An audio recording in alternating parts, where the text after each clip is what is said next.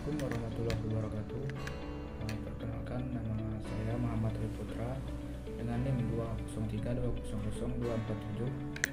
Saya adalah salah satu mahasiswa di Universitas Islam Negeri Sultan Saifuddin Jambi dengan program studi Manajemen Pendidikan Islam, Fakultas Tarbiyah dan Urban. Di sini saya akan menjelaskan sedikit tentang manajemen operasi dan produktivitas dalam organisasi.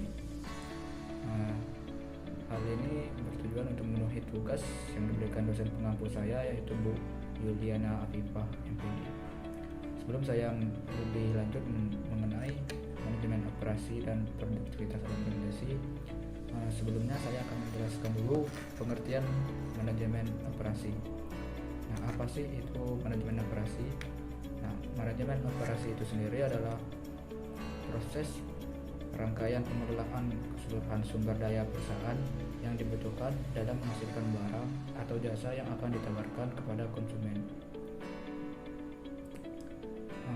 Fokus manajemen operasi ini sendiri, yang pertama itu ada people, yang berarti orang-orang dalam perusahaan menyangkut tenaga kerja langsung maupun tidak langsung yang terlibat dalam operasi perusahaan. Yang kedua ada plants, mencangkup pabrik atau rumah produksi yang menghasilkan barang atau jasa yang ditawarkan kepada konsumen.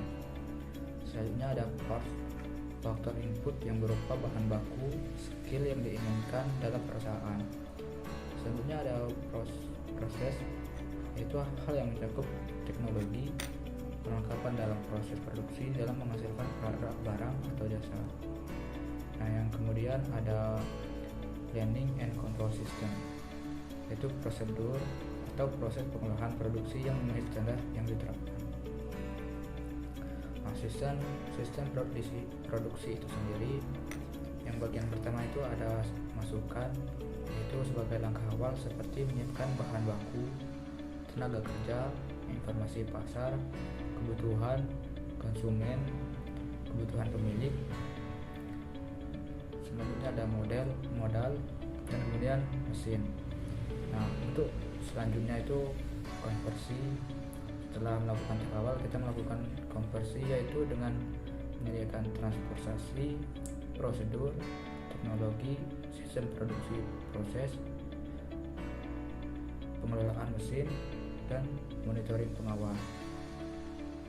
Dan dari dua langkah tersebut kita akan mencapai keluaran langsung dan keluaran tidak langsung. Keluaran langsung seperti barang dan jasa, sedangkan keluaran tidak langsung seperti upah atau gaji, dampak lingkungan, dan dampak sosial. Ada 4 elemen penting dalam desain sistem produksi. Yang pertama ada lokasi kegiatan produksi, rancangan rumah produksi, tipe atau proses produksi yang akan dijalankan, dan yang terakhir rancangan sistem produksi yang akan dijalankan. Kriteria lokasi produksi, yang pertama ada kriteria subjektif. Keputusan lokasi produksi berdasarkan pertimbangan subjektif pemilik perusahaan, di mana keputusan subjektif ini akan sangat membantu tercapainya keberhasilan dalam bisnis sekiranya keputusan subjektif ini didukung oleh berbagai faktor yang memperkuat keputusan subjektif.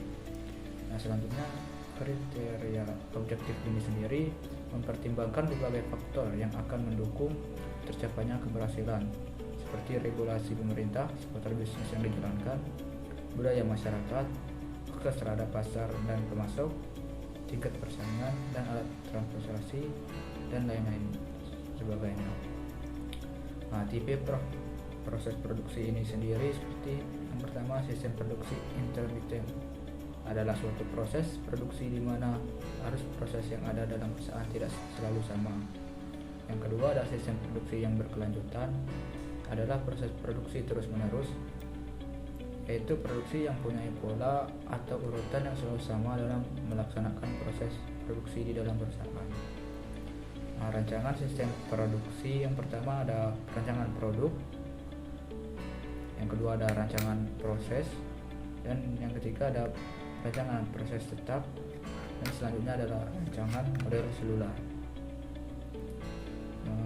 teknik perencanaan dan penguasaan produksi.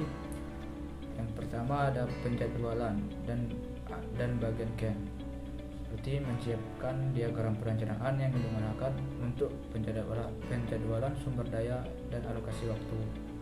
Selanjutnya, merencanakan jaringan dan menggunakan PERT, suatu model jaringan yang mampu memetakan waktu penyelesaian kegiatan yang belum teratur atau masih acak. Selanjutnya ada pendekatan dalam penguasaan dan pengendalian produksi. Pertama ada pendekatan total quality, itu suatu pendekatan manajemen untuk suatu organisasi yang terpusat pada kualitas. Yang selanjutnya ada pendekatan Malcolm Baldrige Ward, yaitu suatu framework yang dapat digunakan organisasi dalam meningkatkan kualitas. Nah, mungkin selanjutnya saya akan menjelaskan produktivitas, yaitu ukuran sampai sejauh mana sebuah kegiatan mampu mencapai target kuantitas dan kualitas yang telah diciptakan. Metode bagi peningkatan produktivitas ada 3, yaitu metode just in time adalah suatu sistem produksi yang digunakan untuk memenuhi kebutuhan pelanggan pada waktu yang tepat sesuai dengan jumlah yang dikehendaki oleh pelanggan tersebut.